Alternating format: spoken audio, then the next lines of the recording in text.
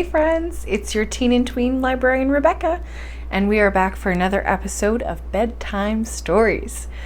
I bet you can tell from the very dramatic opener we just had that today we are going to be starting our journey to the center of the earth by Jules Verne. I'm super excited. I read this book when I was a kid, but it's been a long time.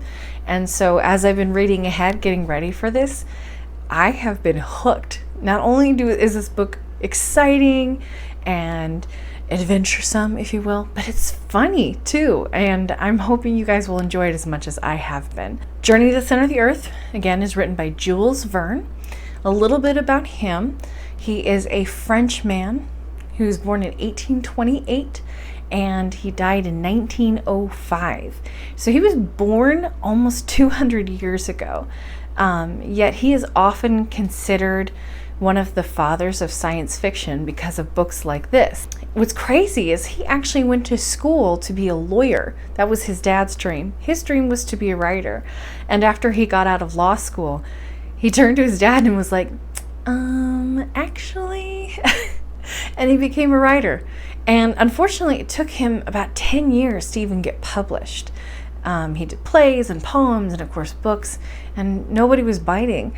And then when he was 34, he got picked up by a publisher for his book, 5 Weeks in a Balloon. Apparently, it was a huge success, but it didn't last because I did not know that book. And as a librarian, I feel like I hear about a lot of books. I didn't know that one. But what's crazy is Jules Verne was insanely prolific. And if you don't know that word, prolific means he had a huge amount of work. He just kept cranking it out left and right. He wrote at least 54 books.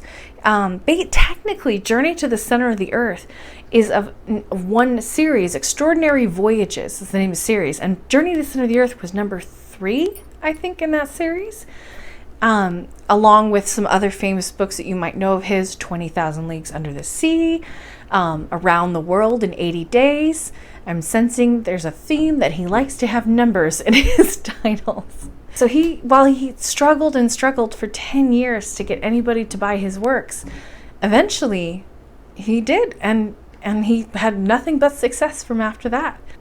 So if there is anything that we can take away from just this little bit we've learned about Jules Verne tonight, is that stick-to-itiveness, if that's an actual word, resilience, perseverance, are not only upstanding qualities that we should all strive for, but often they actually get you where you need to go.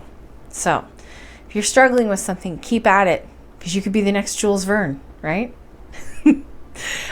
So we'll go ahead and get started with Chapter 1 of Journey to the Center of the Earth by Jules Verne. Enjoy!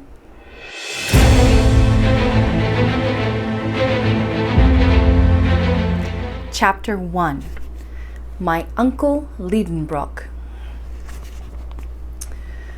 On the 24th of May, 1863, which was a Sunday, my uncle, Professor Lidenbrock, came rushing back towards his little house, number 19 Königstrasse, one of the oldest streets in the old quarter of Hamburg.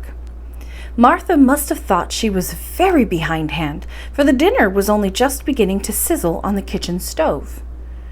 Well, I said to myself, if my uncle is hungry, he'll make a dreadful fuss, for he's the most impatient of men. Professor Lidenbrock here already? Cried poor Martha in astonishment, half opening the dining room door. Well, yes, Martha, but don't worry if the dinner isn't cooked, because it isn't 2 o'clock yet. St. Michael's clock has only just struck 1:30. Then why is Professor Lidenbrock coming home? He'll probably tell us himself. Here he is. I'm off, Mr. Axel. You'll get him to see reason, won't you? And our good Martha went back to her culinary laboratory. I was left alone, but as for getting the most irascible of professors to see reason, that was a task beyond a man of my rather undecided character. So I was getting ready to beat a prudent retreat to my little room upstairs when the street door creaked on its hinges, heavy footsteps shook the wooden staircase, and the master of the house, passing through the dining room, rushed straight into his study. But on his way, he found time to fling his stick with the nutcracker head into a corner, his broad-brimmed hat onto the table, and these emphatic words at his nephew, "Axel, follow me!" Before I had time to move, the professor called to me again in an impatient voice. "Well, haven't you got here yet?" I rushed into my formidable master's study. Uncle Lidenbrock was not, I must admit, a bad man. But unless he changes in the most unlikely way, he will end up as a terrible eccentric. He was a professor at the Johanneum and gave a course of lectures on mineralogy, during every one of which he lost his temper once or twice.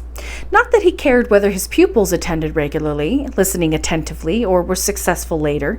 These little matters interested him only very slightly. His teaching was what the German philosophers would have called subjective. That is to say, it was intended for himself and not for others. He was a selfish scholar, a well of science whose pulley creaked when you tried to draw anything out of it. In short, he was a miser. There were quite a few professors like that in Germany. Unfortunately for him, my uncle had difficulty in speaking fluently, not so much at home as in public, and this is a regrettable defeat as an orator.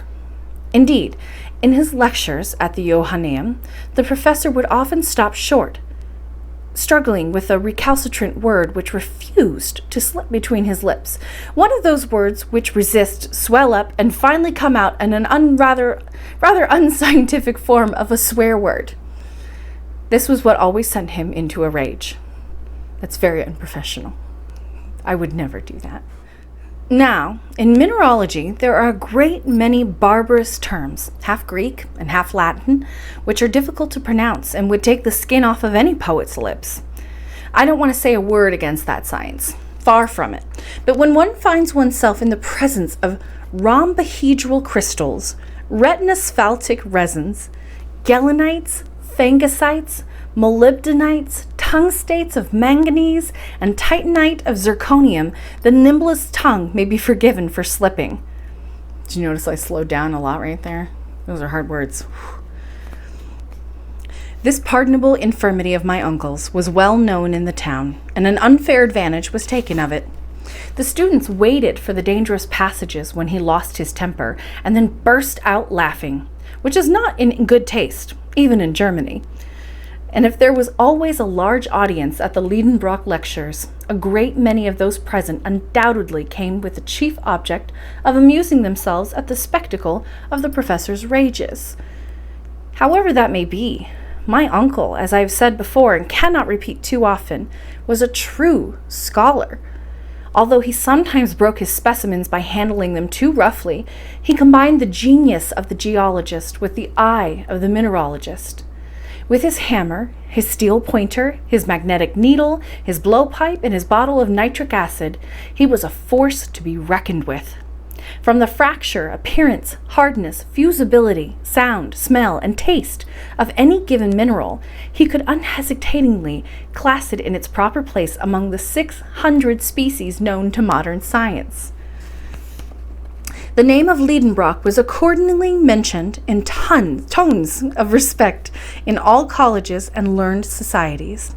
Humphrey Davy, Humboldt, Captain Franklin, and General Sabine never failed to call on him when passing through Hamburg. And Becquerel, Ebelman, Brewster, Dumas, Milne Edwards, and St. Clair Deville frequently consulted him about the most difficult problems in chemistry. This science was indebted to him for some remarkable discoveries, and in 1853, a treatise on transcendental crystallography by Professor Otto Lidenbrock had appeared at Leipzig, an imposing folio volume with plates, which, however, failed to cover its expenses. Over and above all this, I should add that my uncle was the curator of the Mineralogical Museum founded by Mr. Struve, the Russian ambassador, a valuable collection known all over Europe. This, then, was the gentleman who was calling me so impatiently. Picture to yourself a tall, thin man in excellent health and with a fair, youthful complexion which took off a good 10 of his 50 years. His big eyes were constantly rolling behind huge spectacles, and his long, thin nose looked like the blade of a knife. Mischievous students, indeed, asserted that it was magnetized and attracted iron filings. Filings, not fillings, that's a different kind of issue. This was sheer calumny. It attracted nothing but snuff, though that in great abundance. When I have added that my uncle took mathematical strides 3 feet long, and that as he walked along he kept his fist tightly clenched, a sure sign of an impetuous temperament, you will know him well enough not to hanker after his company.